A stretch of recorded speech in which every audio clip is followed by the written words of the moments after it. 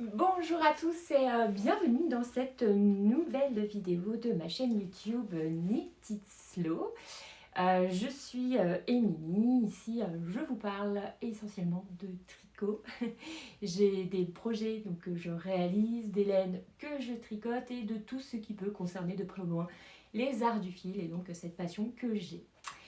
Aujourd'hui, on se retrouve pour une vidéo un peu particulière, une vidéo capsule et hors série. On va dire pas un podcast classique, mais une vidéo capsule sur le modèle, le pull que je porte aujourd'hui, qui est le pull Cabestan de NCNX. Donc en gros, faut le voir cette vidéo comme une review de patron. Je vais rentrer dans les détails vraiment du modèle, les points techniques, la laine que j'ai utilisée, mais aussi les péripéties que j'ai pu traverser et les difficultés que j'ai pu rencontrer sur ce modèle. L'objectif de ces vidéos, c'est de ces vidéos un peu capsules, je tricote 3 petits points, c'est de rentrer vraiment en détail en fait, plus que je ne le ferais dans un épisode de podcast classique, et puis surtout de sortir le modèle d'un épisode pour faire vraiment un point de focus. Donc si vous tricotez ce pull en particulier ou même un autre pull, comme ça peut être intéressant pour vous si vous avez besoin de retour d'expérience voilà, pour éviter de rencontrer les mêmes péripéties que moi. Voilà, donc c'est parti. J'espère pas faire trop long non plus. Je vais être détaillée, mais je vais essayer d'être concise. Donc voilà, je vous laisse découvrir cette review sur le pull Cabestan de NCNX. Alors c'est parti pour la présentation donc, du modèle Cabestan. Donc le modèle Cabestan, c'est un pull, hein, voilà, vous avez pu remarquer. Donc je vous le montre un petit peu comment il est porté. Il est un peu oversize. Moi j'ai choisi la taille numéro 4. Je crois que j'ai 120 de tour de poitrine. Au niveau de l'aisance, j'avoue, je me souviens plus trop, mais c'était quand même une aisance assez importante. Donc là, oui, c'est 10-20 cm d'aisance. Donc c'est une aisance quand même d'un pull, on va dire, assez oversize. Moi j'ai choisi donc la taille 4 qui donne un tour de buste du vêtement de 120 cm, qui est vraiment la taille vraiment très classique chez moi, puisque à peu près tous mes pulls font cette taille-là. Donc je me suis basée sur cette largeur, parce que je sais que j'aime bien moi être à l'aise dans mes pulls et j'aime bien le rentrer un petit peu dans le pantalon voilà, c'est un style que j'aime beaucoup. Donc il est légèrement oversize. Les épaules sont drop, cette forme là on l'appelle drop shoulders parce que épaules tombantes, pardon pour mon accent anglais un peu pourri. Donc les épaules sont tombantes, donc on va avoir une emmanchure qui va être assez tombante, voilà, avec des manches un peu ballon, petit bracelet de manche, voilà. Donc les deux détails stylistiques qui moi m'ont beaucoup plu et qui m'ont vraiment m'ont fait m'inscrire au test de Nadia, c'est donc les rayures, parce que je suis très fan de marinière, très fan de rayures, j'adore vraiment en porter. Vraiment en tricoter aussi parce que je trouve que c'est très sympa, ça rythme un peu le tricot. Et évidemment ces épaules très jolies, ornées d'une belle torsade de chaque côté, donc ça j'aime beaucoup. Voilà, alors comment il se tricote ce pull? Et il y a aussi autre détail important, il y a quand même une encolure ronde et assez, comment dire, profonde. Voilà, ça c'est aussi un détail que j'aimais beaucoup parce que le cou est assez dégagé. C'est pas un pull qui va être trop serré au cou, parce que moi j'aime pas trop quand c'est un peu... Enfin, si, j'adore les cols roulés, mais c'est vrai que j'en porte, j'ai du mal à les porter parce que du coup, ça, voilà, c'est un peu proche du cou. Là, le cou est quand même assez dégagé et c'est une encolure ronde. Alors, comment ça se tricote cette affaire? Donc, on vient tricoter d'abord les deux bandes ici et ici. Et moi, ce que je trouve intéressant, je vous montre quand même le petit point de détail. Mais en fait, c'est une torsade qui est sur du jersey en droit. Donc ça, j'avoue, je l'avais jamais fait. Et je trouve ça très sympa. C'est vrai qu'on voit toujours des torsades sur du jersey en vert. Enfin, du point en vert. Pour faire ressortir la torsade. Mais là, je trouve qu'elle ressort bien. Elles se font quand même... Elle est un peu fondue, mais pas trop. Enfin, franchement, je trouve que le résultat est vraiment très sympa. Donc, on vient tricoter les deux bandes, l'une après l'autre. Voilà, selon un petit diagramme que Nadia a mis dans son patron parfait et très facile à suivre. Ensuite, une fois qu'on a fini ça, on vient les positionner dans un certain ordre. Donc, vous avez un petit schéma dans le patron, donc ça, pas d'inquiétude. Tout était vraiment hyper bien indiqué. On vient monter des mailles provisoires donc, dans l'encolure dos avec un montage au crochet. Voilà, un montage provisoire au crochet. Ensuite, on travaille donc tout le haut en fait, du pull qui est donc travaillé avec des rangs raccourcis en fait, pour creuser le dos, rajouter la matière et puis surtout faire en fait cette encolure. Donc ça c'est vraiment très joli. Puis comme ça l'épaule elle vient vraiment se positionner. La bande là elle vient vraiment se positionner sur l'épaule, enfin vraiment, vraiment joliment. Donc voilà, vous avez des rangs raccourcis. Donc vous continuez, je crois, comme ça, après les rangs raccourcis, hop, tout droit jusque en bas de l'épaule. Ensuite, vous venez relever un premier demi-devant, vous tricotez un peu les rangs raccourcis pour faire la ligne d'épaule, creuser l'encolure jusqu'à un certain point. Vous refaites la même chose de l'autre côté. Donc, on relève les mailles, on fait les rangs raccourcis, on creuse l'encolure et ensuite on vient rejoindre avec un montage provisoire. On finit le demi-devant jusqu'à le bas de l'embouchure. On rejoint un rond, on fait le corps et voilà, ça c'est le corps. Ensuite on vient relever dans l'ordre que vous voulez, hein, évidemment, on s'en fiche un peu après, hein, il y a un ordre indiqué dans le patron, mais moi j'aime bien relever l'encolure d'abord, comme ça je finis complètement le corps et déjà je peux déjà essayer et que ça ressemble à quelque chose. J'aime beaucoup, donc ça je fais déjà moi généralement l'encolure avant et ensuite une manche, une deuxième manche et voilà. Et voilà, après on a fini de tricoter son pull. Bon, comme si c'était aussi facile et rapide que ce que je vous dis maintenant, ça serait, parce que ça s'est pas tout à fait passé comme ça. Je vous raconte ça dans la troisième partie, les petites péripéties. Je vous ai déjà parlé de la taille, donc moi j'ai choisi la taille 4, mais ça c'est assez classique. Alors je le trouve un peu grand, très franchement. J'ai suivi vraiment scrupuleusement les indications de centimètres, les nombres de rangs, etc. En fait, ce qui est vachement aidant, c'est les rayures, parce que ça vous permet de compter votre nombre de rangs par rapport à chaque taille. Et ça j'avoue, c'est très très précieux. Ah oui, la seule petite chose que je n'ai pas faite, c'est la première rayure. Nadia en avait ajouté une ici, donc qui coupait en fait l'encolure. Moi, j'avais envie d'un truc un peu comme une marinière, en fait, vous savez, les modèles t-shirt qu'on peut trouver, où en fait tout le haut est blanc et ensuite vous avez les rayures. Voilà, j'aimais pas trop aussi le côté la rayure qui coupe l'encolure. Je trouvais que ça faisait un peu bizarre au niveau stylistique. Mais après coup, je pense que je regrette un petit peu ma décision. Bon, après, c'est une décision qui intervient quand même relativement tôt dans le projet. Donc bon, une fois qu'on a prise, c'est un peu tard. Hein. Voilà, quand on a tout tricoté, on n'a pas du tout envie de retricoter pour refaire une rayure en bleu, n'est-ce pas? Mais je regrette un peu maintenant parce que je me dis que ça aurait peut-être apporté un peu plus comme le niveau, enfin la distance entre chaque rayure est quand même assez grande. En fait, ça fait pas cet effet un peu, je trouve, marinière qu'on peut trouver dans le commerce. Vous voyez, ces t-shirts qu'on peut trouver dans le commerce.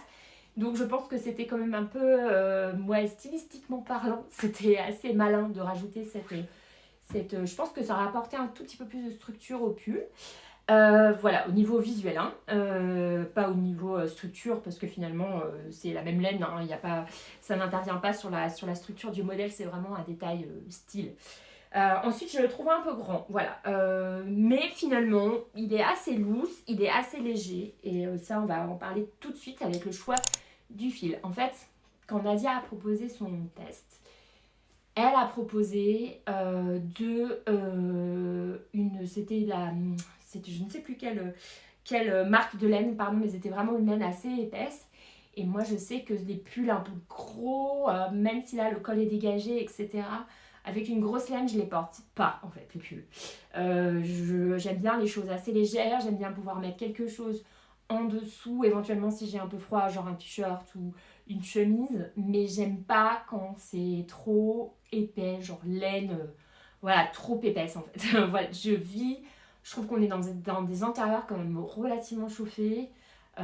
Finalement, je ne vais pas tant que ça dehors, ou alors je me couvre d'une autre façon.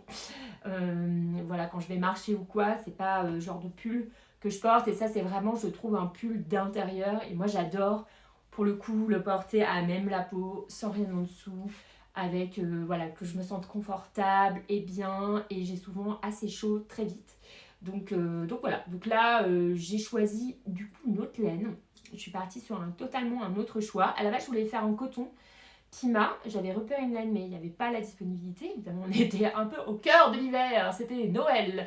Donc forcément, les commandes de coton, je pense, c'était pas vraiment le moment de... Enfin, que les gens n'ont pas vraiment envie de tricoter du coton à Noël. Donc il n'y avait pas la disponibilité de la laine que j'avais repérée. Et j'étais un peu triste.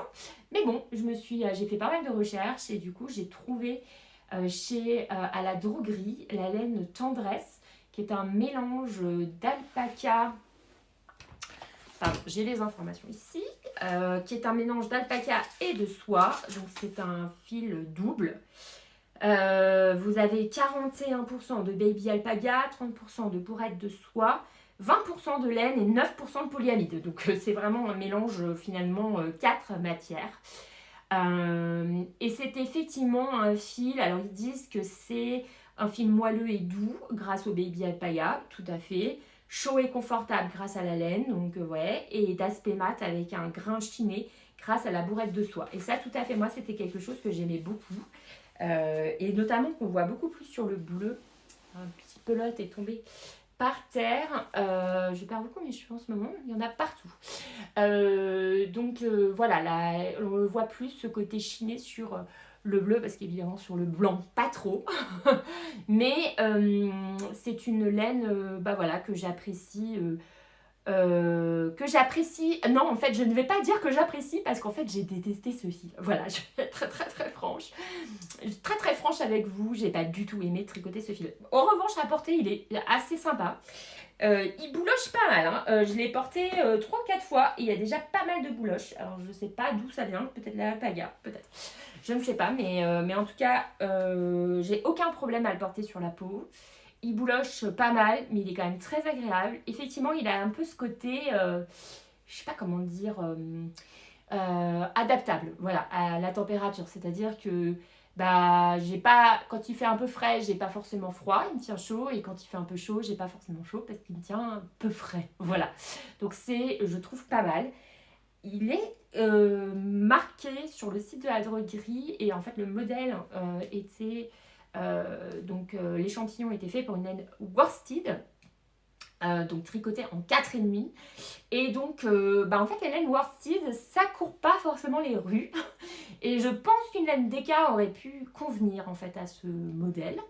Et là, en fait, donc sur le site de la droguerie, c'est indiqué worsted. Et vous voyez, il est quand même très, je sais pas comment dire, light quoi. En termes de, enfin, il n'est pas transparent, mais il est quand même très aéré. Alors, il n'est pas déjaugé non plus, mais voilà, c'est un film, j'étais hyper surprise en fait en le recevant. Je m'attendais pas trop à ça. Je m'attendais à un truc léger, mais je m'attendais pas à un truc aussi léger. Et à tricoter, franchement, ça a été... sincèrement, j'ai vraiment pas aimé tricoter cette laine. C'est en fait oh là, j'ai la voix qui part en cacahuète, désolée. Je crois que je suis un petit peu tendue pour ce podcast. Je suis aussi assez essoufflée, désolée, mais je vais essayer de me détendre. Donc, c'est un fil, déjà vous voyez, il accroche vachement.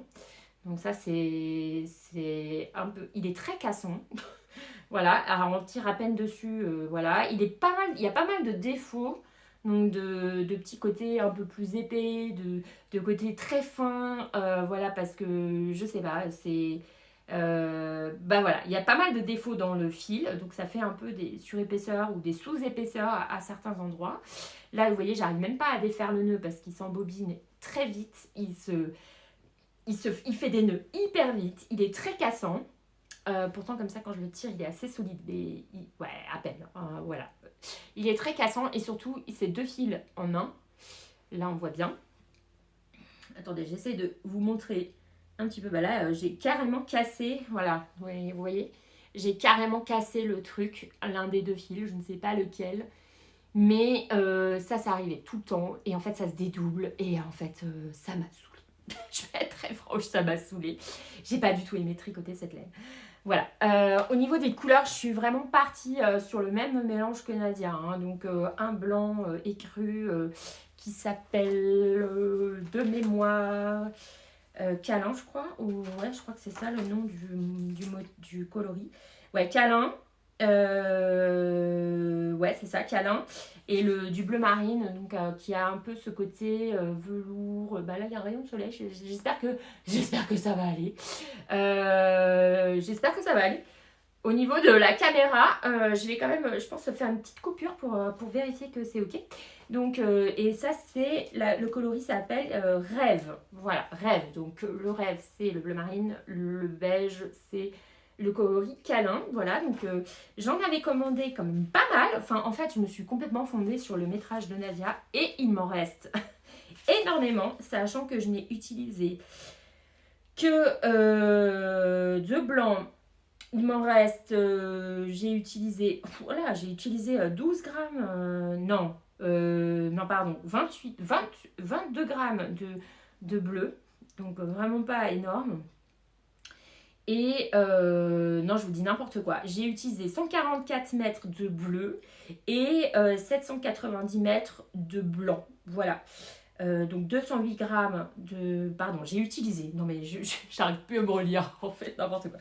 Donc 208 grammes de blanc et 38 grammes de bleu. Voilà, donc il me reste quand même tout ça. Hein. Donc d'une laine que je n'aime pas, dont je ne sais pas quoi faire. Ça va être très sympa. je pense qu'elle va rester longtemps en stock. Ou si quelqu'un est intéressé, je lui envoie volontiers. Je pense qu'on peut quand même faire un bonnet, mais en fait elle est quand même assez molle, hein. Je sais pas trop si un bonnet ça tiendrait. J'ai pensé à une petite écharpe, type Sophie Scarf, vous voyez, en blanc, ça peut être aussi assez sympa, je ne sais pas, il faudrait que je réfléchisse pour voir ce que je peux en faire, parce qu'il m'en reste quand même pas mal, hein, du coup, j'en ai quand même un bon gros reste, quasiment un tiers. Que dire de plus sur la laine? Rien, à part que, ouais, vous avez compris le message principal, je n'ai pas aimé cette laine. Oui, ce que j'ai trouvé intéressant par contre à la droguerie, sur la commande de la laine, j'ai oublié de le préciser d'ailleurs et je le dis ici parce que ça, je trouve ça super, c'est la possibilité de pouvoir commander au gramme. C'est-à-dire que vous pouvez commander au gramme, je dis n'importe quoi, je crois que c'est par tranche de 5 grammes quand même, mais par tranche de 5 grammes, je trouve ça assez cool.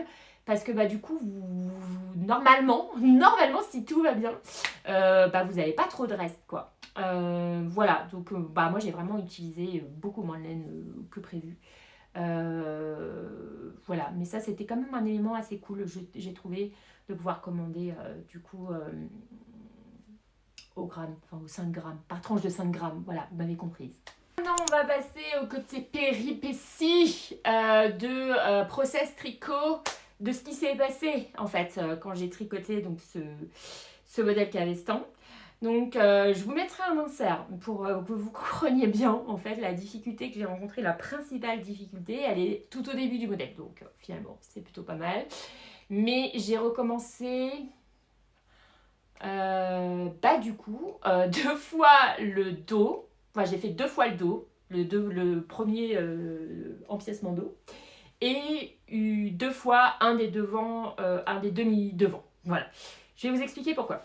Et là, je vous mettrai un insert pour que vous compreniez en fait ce qui se passe et que si vous tricotez ce modèle, en fait, je pense que la délicatesse du modèle réside dans la compréhension de ce petit détail. À savoir, c'est où qu'on relève les mailles quand on utilise nos 2 bandes de torsade. C'est où qu'on relève les mailles, voilà, ici et ici, bah pour que on ait l'impression que cette torsade flotte en quelque sorte sur le pull, sur l'épaule, parce que ça c'est vraiment, je trouve vraiment trop beau. Et en fait, bah moi j'avais mal relevé les mailles. C'est-à-dire, je vous mettrai un insert. Et là, vous écoutez plutôt ce que je suis en train de dire. Je ne vais pas faire de voix off. En fait, ce qui se passe, c'est que moi, j'avais relevé, en fait, la torsade, elle est évidemment travaillée en perpendiculaire, en fait, Voilà, parce que là, on vient relever de part et d'autre, en fait. Et en fait, c'est là où on pique, en fait, au niveau de la torsade. Et moi, je l'ai relevé une maille après.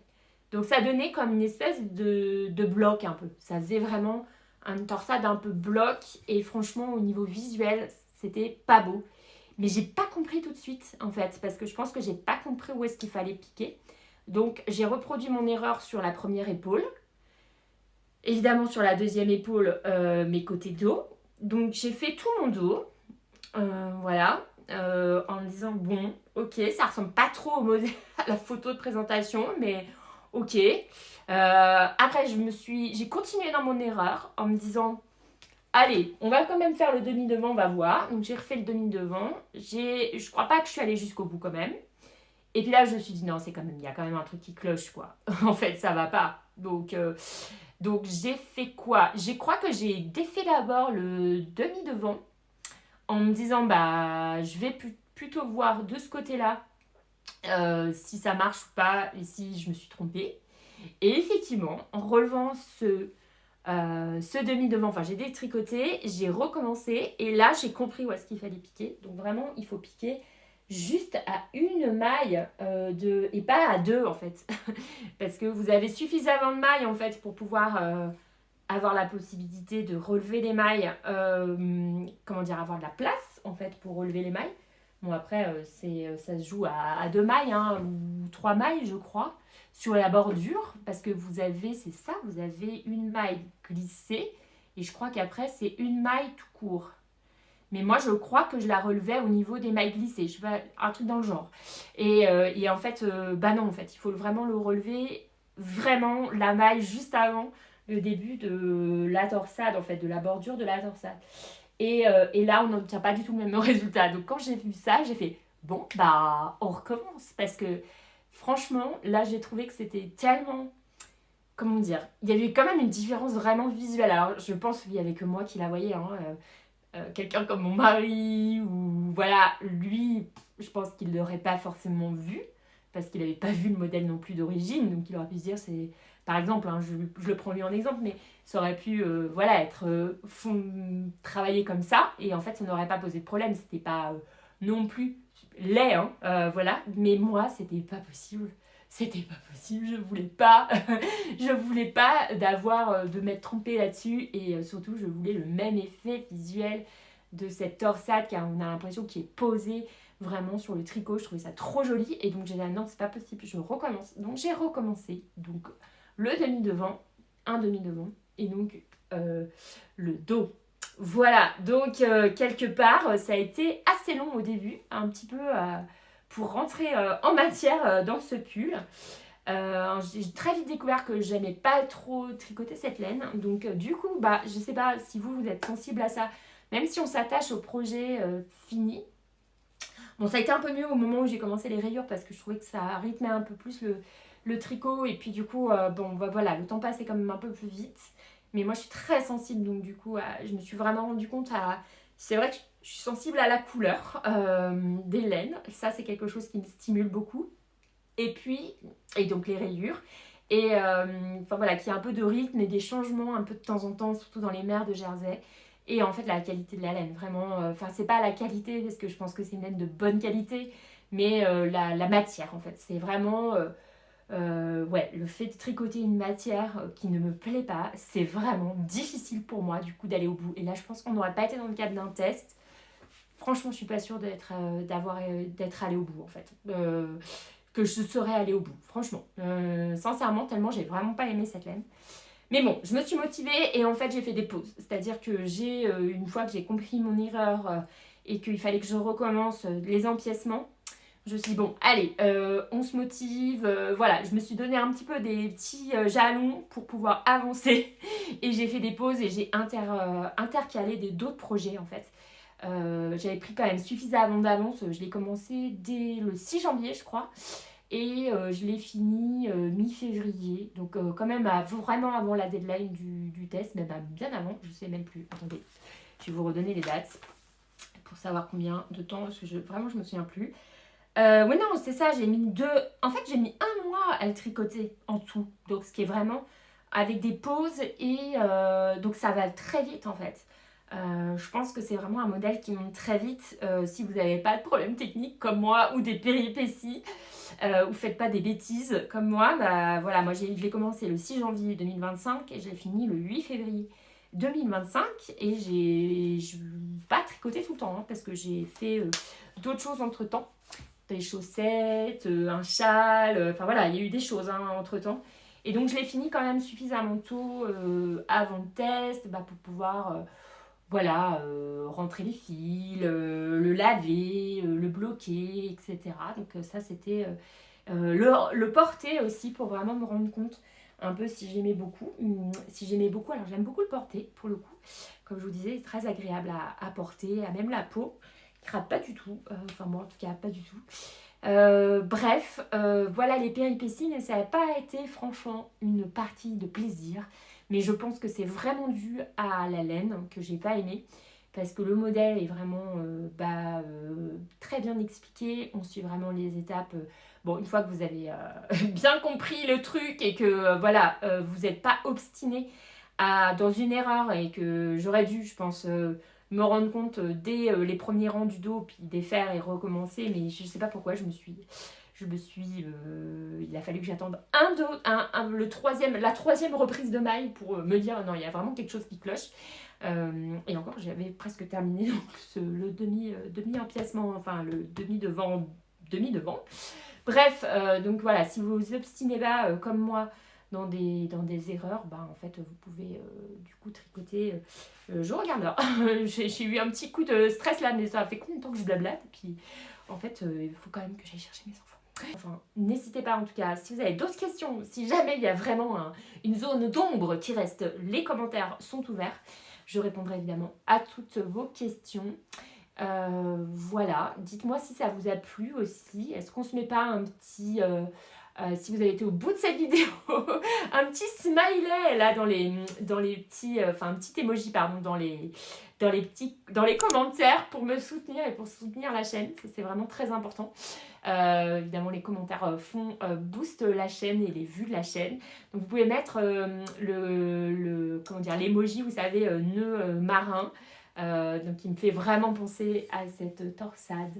Voilà, vous seriez trop, trop adorable. Et puis, je vous retrouve très, très bientôt pour une nouvelle vidéo tricot sur la chaîne Knit It Slow. À plus tard. Ciao, bonne journée, bonne soirée.